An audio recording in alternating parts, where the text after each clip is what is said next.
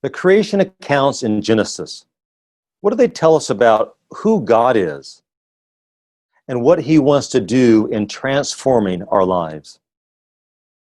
Welcome to Theology Sabbath School, a ministry of the School of Theology on the campus of Walla Walla University.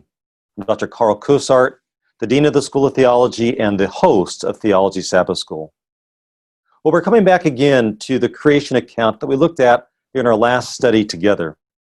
We've come back because there's so much in this account that helps us understand who God is and His purposes and plans for our lives.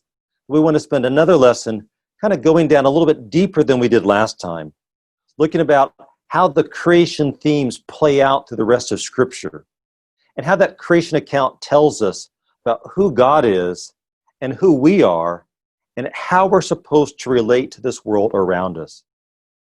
And so to do that, I've invited Dr. Matilda Fry to come back and to be our lead teacher today to take us through Genesis again, these early chapters, chapters 1 and 2. And join us is Dr. Paul Dibdahl and Dr. Jody Washburn. So Dr. Fry, now I turn the time over to you. Thank you again, each of you, for being our teachers today. How do the creation stories in Genesis 1 and 2 lay the foundation for what is most significant for a Christian believer? And that is summarized by the Apostle Paul in 1 Corinthians chapter 13, verse 13. And now these three remain: faith, hope, and love. But the greatest of these is love. Our discussion about the creation stories in Genesis 1 and 2 and in other parts of Scripture are considered foundational to the Bible's teachings, to the biblical stories. And today we want to discuss how we understand those stories from those perspectives of the rest of the biblical texts. So when we think of the biblical message, usually we have a story that can be summarized as creation, fall, redemption, and new creation. And we see that play out throughout the biblical text from the beginning in the book of Genesis, even to the end of the book of Revelation. God created, and God will create or recreate one day. So even as we trace this story, in terms of a redemptive history of the world, we have a repeated emphasis on creation, especially on creation language and on creation concepts and ideas. God always acts through creative power. For example, after the flood, we see a lot of creation language applied again when the earth is made new again and restored in the time of Noah and the descendants. We see a similar creation language applied, for example, when God brings out the people of Israel from Egypt and they pass through the Red Sea. Even when the Israelites are returned from Babylon, from the exile and captivity, there is again creation language used, and God brings back a new people, a people that He creates for Himself. And then we come to what we as Christians may understand as the high point of God's history in the Bible. We see Jesus being sacrificed, being on the cross, and then laid into the tomb. On the third day, He resurrects. And this entire story of Christ is framed in terms of creation and then recreation. So, as we look at this large and arch-like overview of creation in the Bible, I would like to discuss with my colleagues, Dr. Jody Washburn, Dr. Paul Dibdahl, and Dr. Carl Cosart, how and why is creation so important for understanding the biblical story of God, the story of Christ, the story of humanity and the world we live in? Why is it so important for us to have creation as the basis, the seat where everything resides in, instead of, for example, salvation? The story of redemption and salvation. From the perspective of a theologian and the commentaries that have been written on a series of commentaries on the biblical books, often redemption is taken as the basic doctrine and teaching and understanding of our relation to God, and yet at the same time creation is placed into the background. Here in our lesson, we want to take creation out of that background and put it into the forefront and see how we understand creation in the view of the biblical story. So please help me. Why is creation so important for understanding the biblical story? That is, I think Matilda, wonderful. Yes. I think Matilda, maybe on your question, you asked like, is how foundational are those creation accounts in Genesis 1 and 2? And to me, I think the main question that we often ask when we come into this world is how are we related to this world around us? And the creation account gives us that framework, because one, it tells us that this material world is not evil, that this material world was created by God, and God called it good. So that tells me that even though that the world we live in today is skewed because of sin, we recognize this world itself is not evil. Matter is not evil in and of itself. And I think that creation account also shows us with that refrain that how God blesses each of those days and how God blesses Adam and Eve. It tells us who God is, that God is not antagonistic. So it tells me how this world was created in the beginning, and it tells me who God is, that he's a benevolent, loving God. And to me, that's the foundation from which then you'll see Exodus terminology used, right? They keep calling us back to this beautiful picture of the world that God created in the beginning. Thank you. Thank you, Carl. I think you mentioned something, Matilda, really interesting and important when you trace the storyline through the big turning points or events in the biblical narrative. And one of the places that I see creation wording being really central to the literature is in the prophets. So for instance, the prophet Ezekiel, he is carried off with this large group of people taken to Babylon, right? All the hopes and dreams of the people are crushed. That the God of creation who dwelt in the temple in Jerusalem, right, where you have all the trees and animals and pomegranates and all the imagery of the temple is basically creation. Like that is the garden sort of built in Jerusalem where it became proof that God dwelt there among his people in this sort of temple that was the Garden of Eden rebuilt. And when that became a distant reality for the people carried off to Babylon, you have the prophet Ezekiel wrestling with what this means. And the imagery is amazing. I mean, I can think of in chapter 11 and 36 in Ezekiel, for instance, where God is pictured again giving the people, instead of a hard heart, a hard, brittle heart, right? He's pictured again giving them a soft heart that can be touched by pain and all of that, just like God himself portrays when in the words of the prophets like Jeremiah. And that in itself brings back this image that comes from the story in Genesis 2, where you have God portrayed as a potter, taking this dirt, right? Hands deep in the dirt, the soft dirt, and envisioning something, like using the garden space as a place to create space for community, and then forming man out of the dust of the ground, right? This forming this soft, malleable substance into these beings that would then interrelate with each other, just like we believe God, right? The Holy Spirit, Jesus, interrelate with each other. That the love is the center of their interaction. And And you also see in Ezekiel this incredible picture of water. And this also is taken directly from the creation account. That in Genesis 2, for instance, you have the Garden of Eden, right? The very center of where God and the people are together, right? God is there.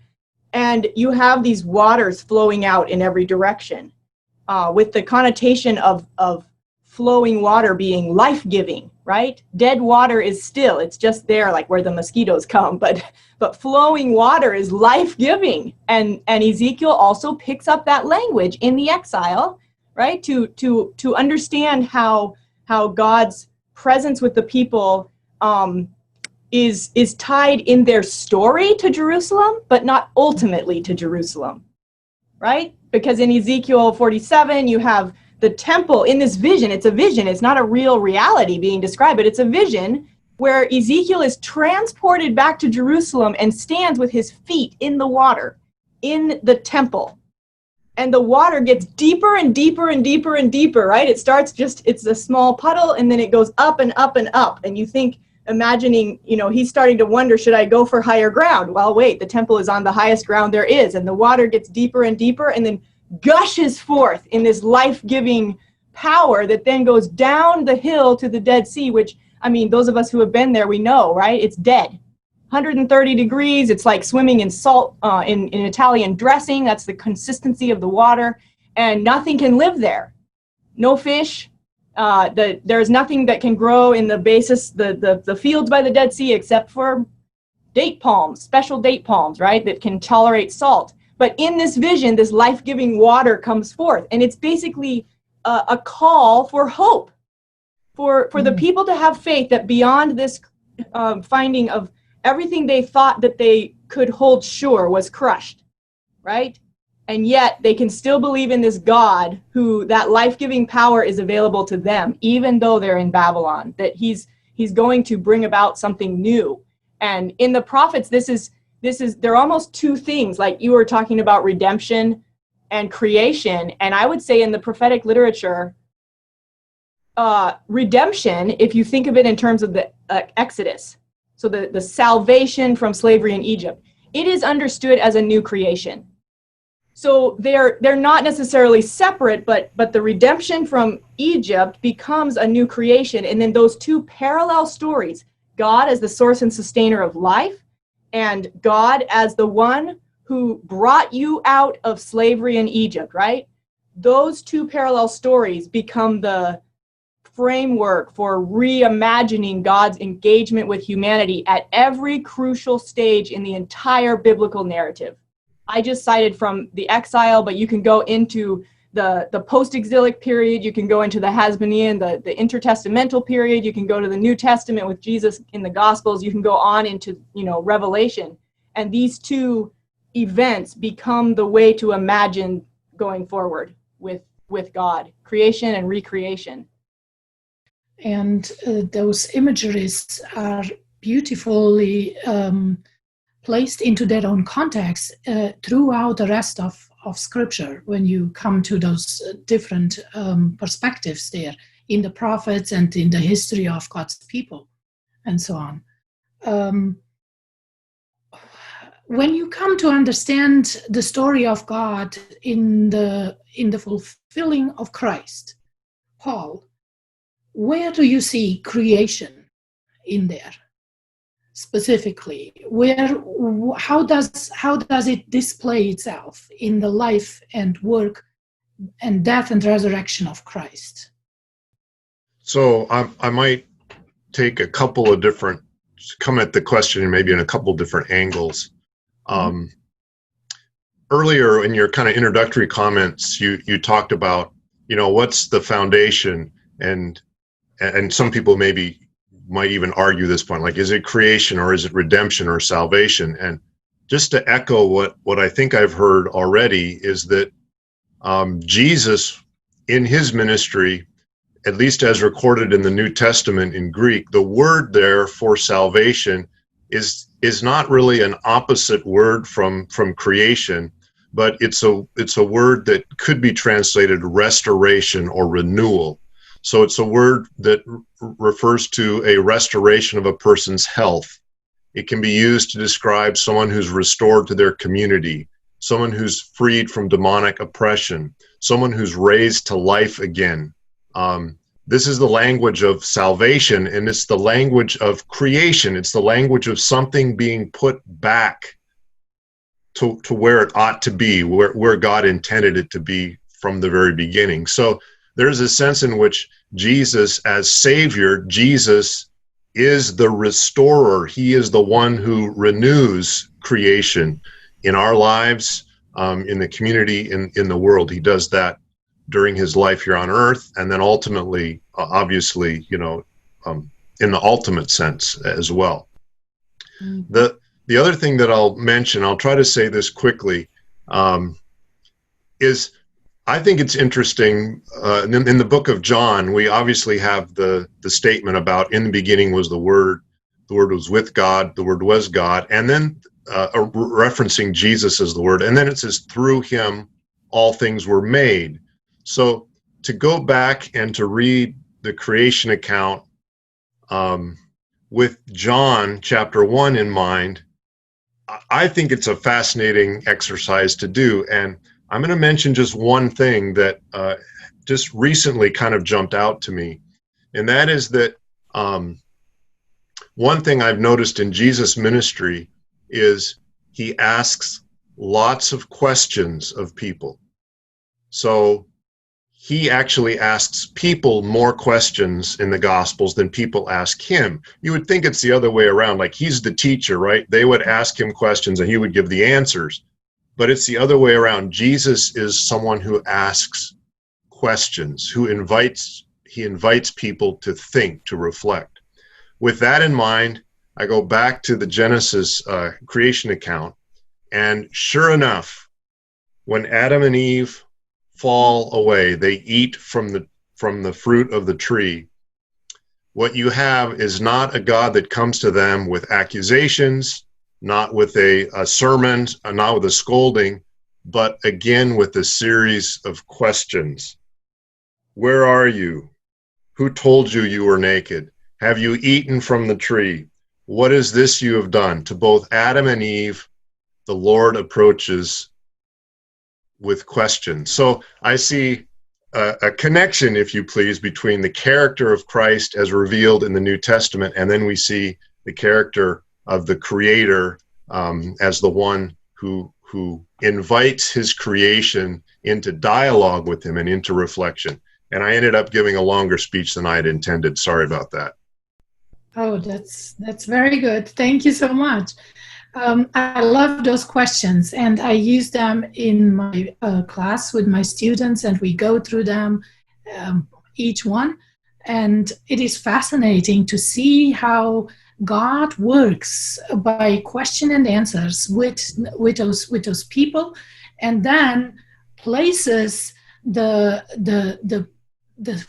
climax, the answer, not to the people, but to the serpent, the character that he says, you have done this.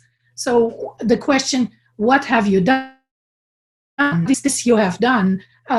God says to the serpent that the serpent has done it. And I love that, because that tells that God is not blaming.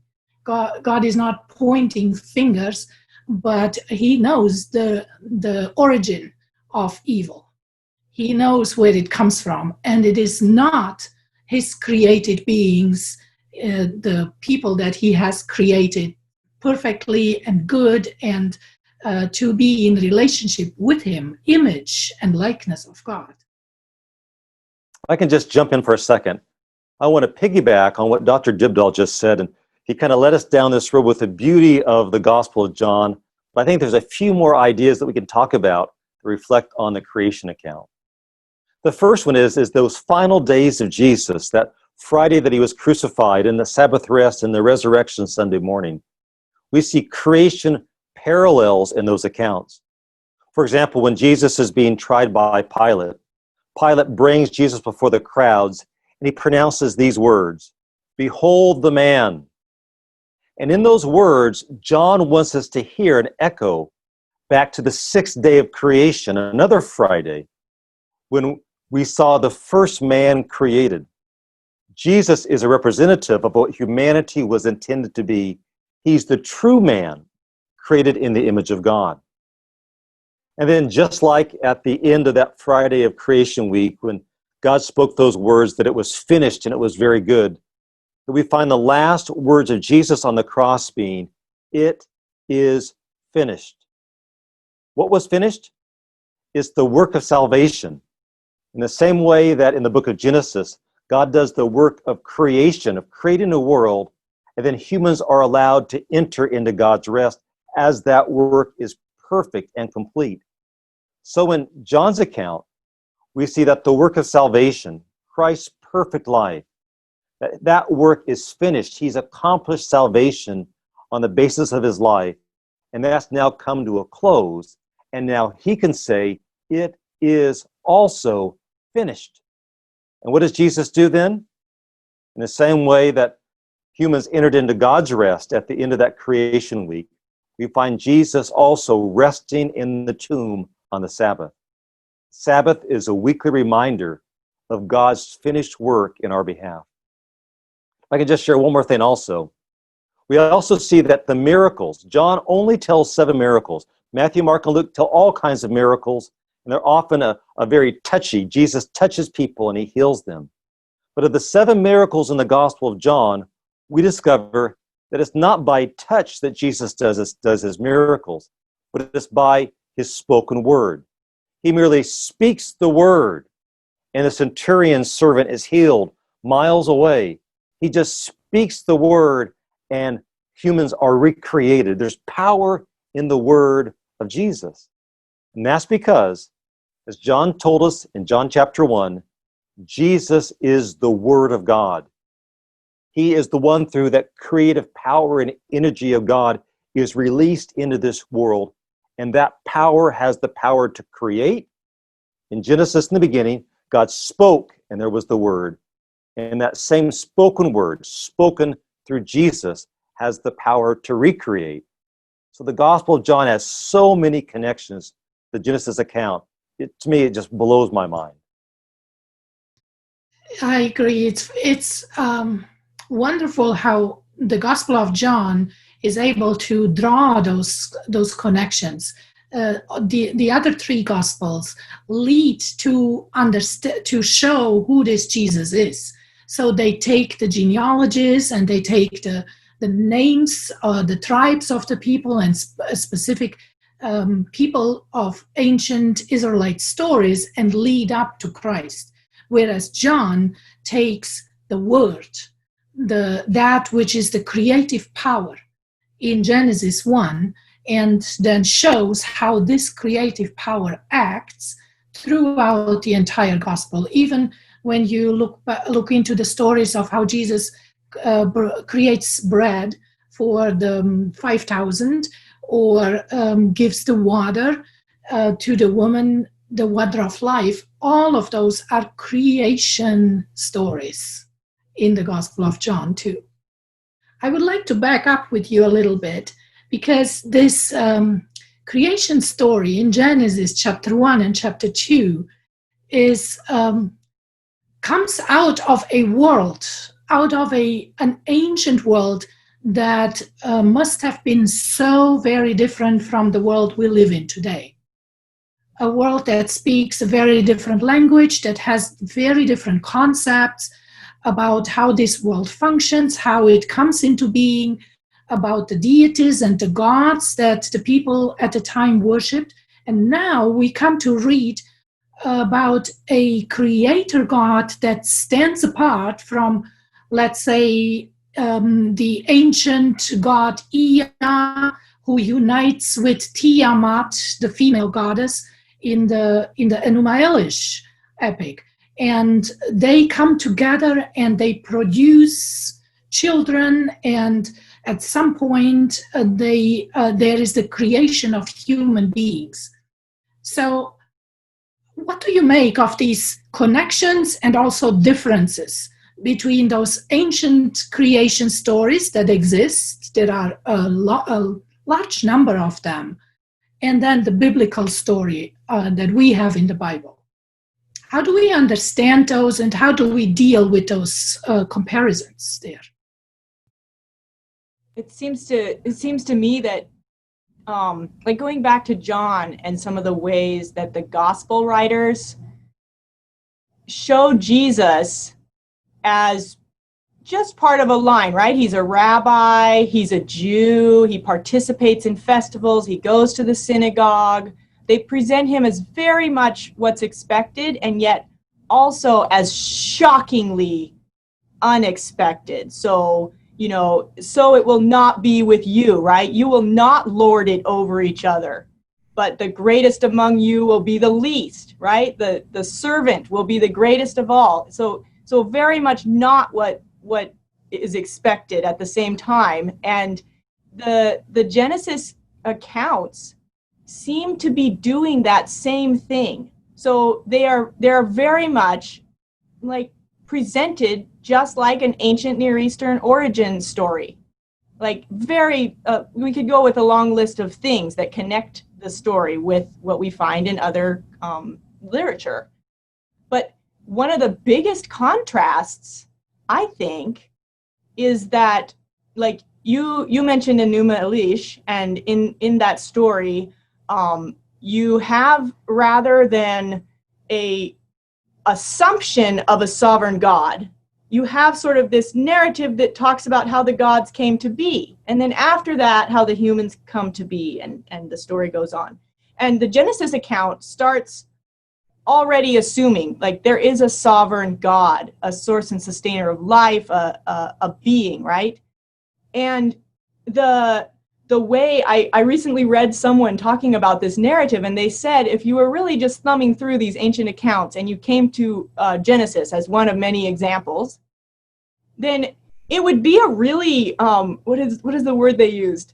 Basically mundane or really dull, incredibly dull story, because the other ones are filled with angst and fighting and conflict and destruction and who's going to be the most powerful, and then these crazy conflict, just one after another between different parts of the story, right? And then the humans come and they're supposed to serve the more powerful God, but then you're wondering who's going to be the most powerful God and who's going to really triumph over chaos and all of this, and you come to the Genesis account already with the assumption of a sovereign God who just simply speaks and order comes.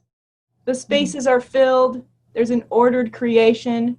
And that contrast, I think we could easily miss it when reading Genesis, but if we're reading Genesis like what Paul is saying, from the perspective of the whole overarching narrative, if we have that in mind when we go back to Genesis, you just can't miss that contrast, that this God is portrayed as having sovereignty without exercising power over, without conflict that involves violence, degradation of anyone in order to lift anyone else up, power as in you have to have a slave population to support the ones at the top, like all of that is missing.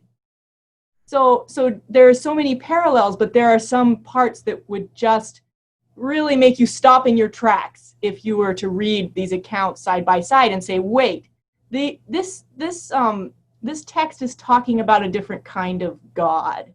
Mm-hmm. And then I think it would lead to the same curiosity that God models, like Paul is saying with the questions, right? I think it would lead to, wait, tell me more about this sort of reality where you can have power without lowering someone else. And Jesus then embodies that, part of the answer to that question. I was listening to a scholar of ancient Near East, an expert on that, and in his summary, he pointed out 4 major characteristics of the deities that were believed in the world where our biblical creation story comes out of. So, for example, the ancient Near Eastern gods were natural beings. They were basically like human beings. They were not much different in that. They were part of nature. They would eat and drink and sleep. They made war. They killed each other.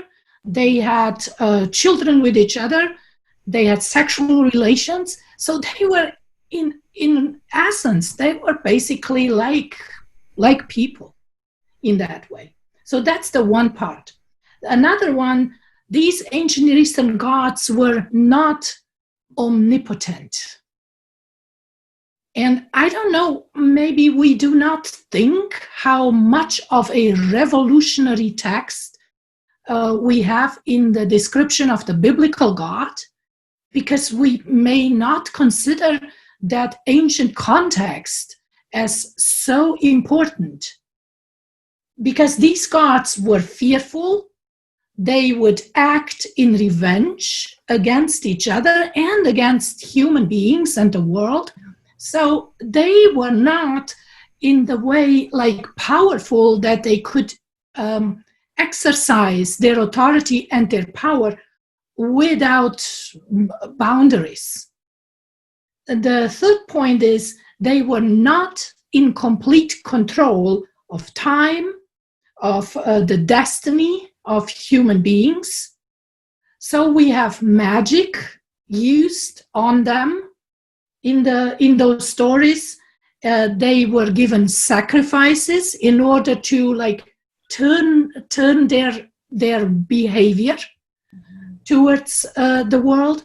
So they were not complete in control of all those elements that human beings live on.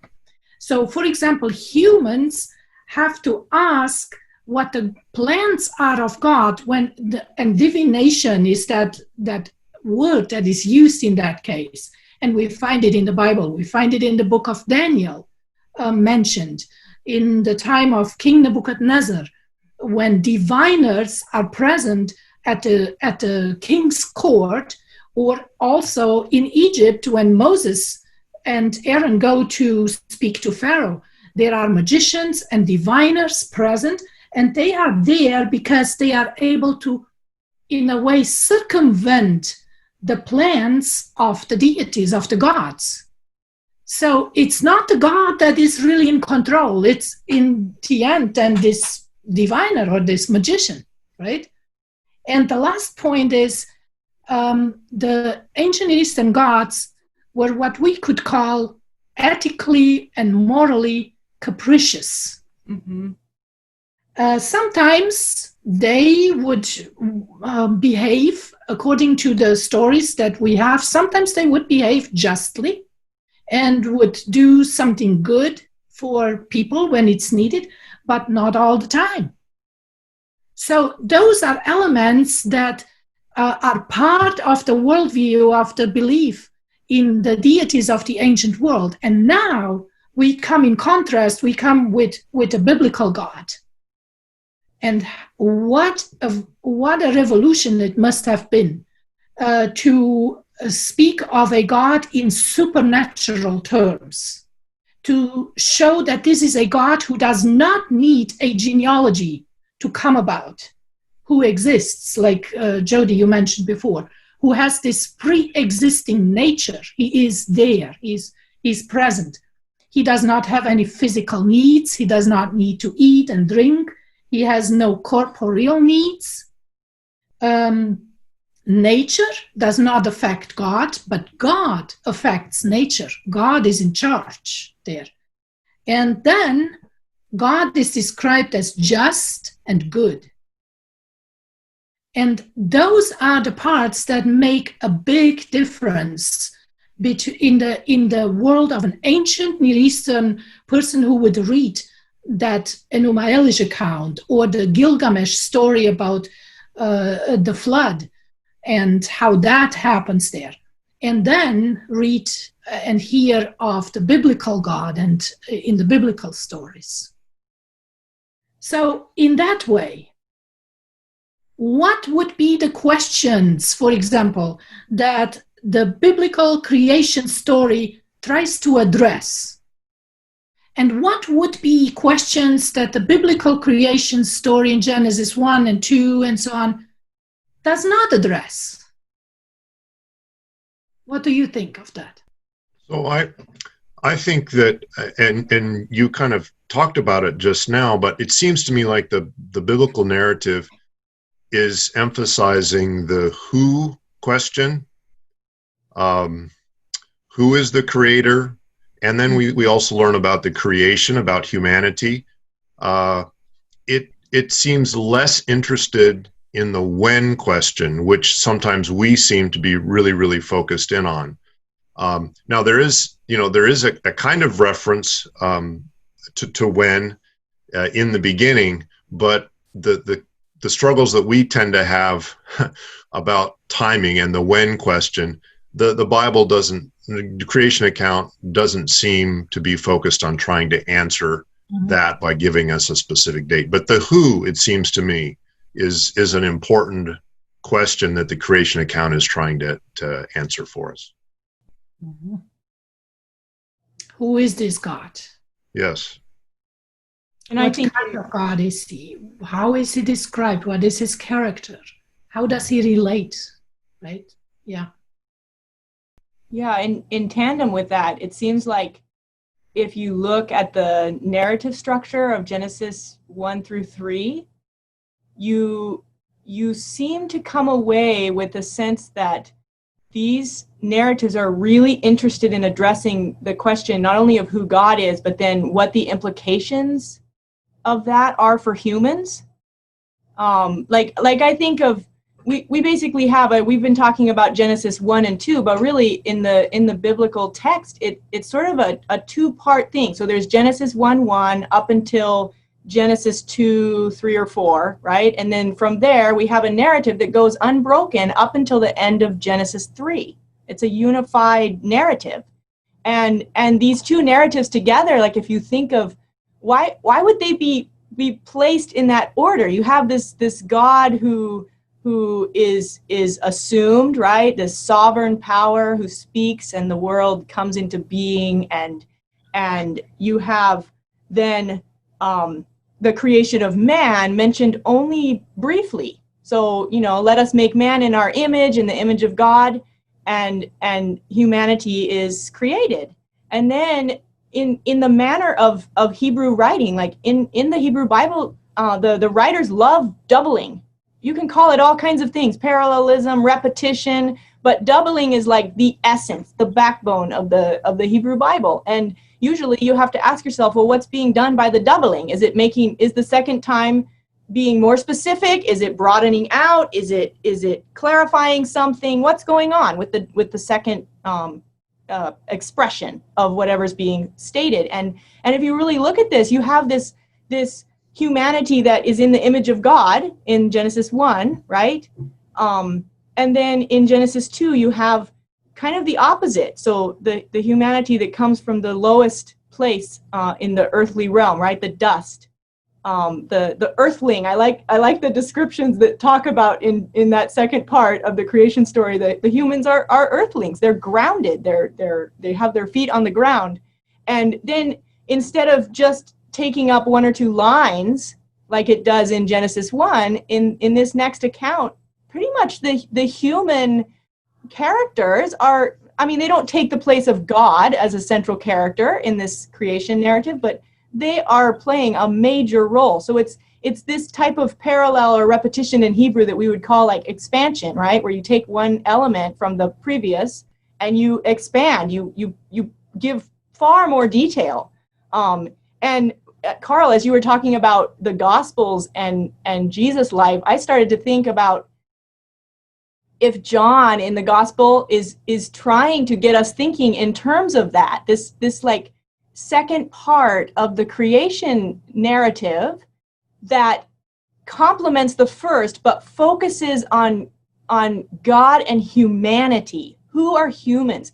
How are there these specific needs in human experience that God then reaches in and responds to? Because that's what you have in Genesis 2 and 3. You have needs that any human can identify with. right? And then God acknowledges and meets those needs in some way, responds to. And in the Gospel of John, I just think of how you have, of course, Jesus is interacting with humanity all the way through. But after his resurrection, you have this sort of beautiful interaction where he reinstates, right? He reimagines his life with his disciples before he ascends to heaven. And what does he ask them? What does he ask Peter, in his forgiveness? Do you love me? Do you love me? Do you love me? Like, now go out and feed my sheep. In other words, go out and love each other. Go out and embody this community that the garden back in Genesis was created to house, right? This beautiful community. And I wonder if even the gospel writers are trying to get us to think like, okay, here are some samples of showing that God is up above, but also here below with us, present, active, and God is calling us to also embody that love and carry it forward and allow God to respond to our needs, allow for our connection to the earth, but also our incredible role as stewards of God's image in the world. There is one part at the end of the creation story, especially at the end of the Genesis 1 story, when we come to the climax of that story with the Sabbath. Mm-hmm. I believe the Sabbath cannot be minimized or cannot be overstated enough in terms of how we understand God's creative power in the beginning and then in his redemptive work with us. And this is summarized in the two places where we have the Sabbath commandment. In Exodus chapter 20, we have God the Creator, who works throughout the 6 days and then finishes and rests. And then we have the other Sabbath commandment in Deuteronomy chapter 5, where we have God, the one who redeems his people. And both are connected and put together in this element, in this foundational understanding of God's rest. It comes as the climax of the creation story, and it finishes with that same kind of concept of rest at the end when God recreates again. So to close our discussion here, I am coming back to my first question, and I would like a brief summary from one of you. How do these creation story and all these ideas, these thoughts, these elements, how do they lay the foundation for a life of a believer focused on faith and hope and love? Maybe you could say it in just a couple of phrases, that this is a God who is far beyond anything we can hope to fully understand, and yet a God intimately involved in human life and choosing so, not by compulsion, not because of conflict, but choosing to be intimately involved in our lives.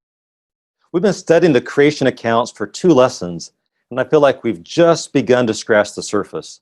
These accounts are so full of information about who God is and who we are and the purpose that God has for us that we could study them for much longer. I want to give a special thank you to Dr. Matilda Fry for being our lead teacher today and helping us delve into these deep concepts, along with our colleagues, Dr. Paul Dibdahl and Dr. Jody Washburn. And of course, to you, our viewers.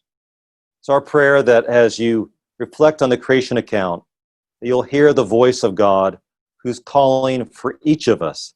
And we won't hide from him, but we'll allow him to find us and transform our lives. We'll see you next week. Take care, and God bless.